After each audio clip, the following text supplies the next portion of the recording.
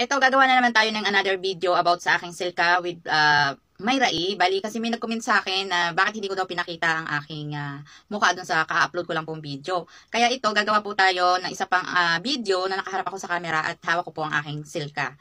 Ito po ay yung tatatapos ko lang i-vlog na silka with Myra E. Kung makikita nyo siya, medyo lumabo na siya kasi nga natunaw na yung ating Myra E ginamit. Bali, ito din po ay isa sa mga kasagutan sa mga tanong ninyo sa akin kung ako ba ay gumagamit nito at kung talagang effective to. Ito lang po may gagaranti ko sa inyo. Dahil nga po ginagamit ko po, mapa skinol man yan, silka man yan, ginagamit ko po yan, ibang variant man yan, kalamansi flavor, papaya flavor, variant pala. So, ginagamit ko, nilagyan po talaga at ginagamit ko po.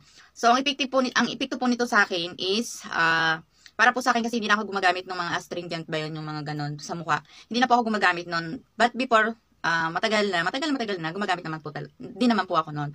So, ito lang po yung na-discover ko na nakaka-bloom siya, na effective sa mukha ko, at nawala yung pimples ko, hindi ako nagkaka-pimples, at yung iba naman po ay, ang mga tanong pala ay, kung pwede din daw po ito sa buntis. Pwede po ito sa buntis, kasi, gaya po ng sabi ko sa mga nakaraang mga upload video ko, na yung paglagay naman po ng Myra E, is optional lang naman po yun at kung gusto lang din naman ninyo kasi nakakatulong din po siya para maging blooming kayo and alam niyo naman siguro yung Myra is vitamins E. So, malaking tulong din siya kung nailalahok niyo siya sa mga cleanser na kagaya nito like Skinol at ngayon naman po ang gamit ko ay Silka papaya, silka kalamansi. So sa mga susunod ko ng video, may nagre-request din po at nagtatanong sa akin kung pwede din po ba sa RDL.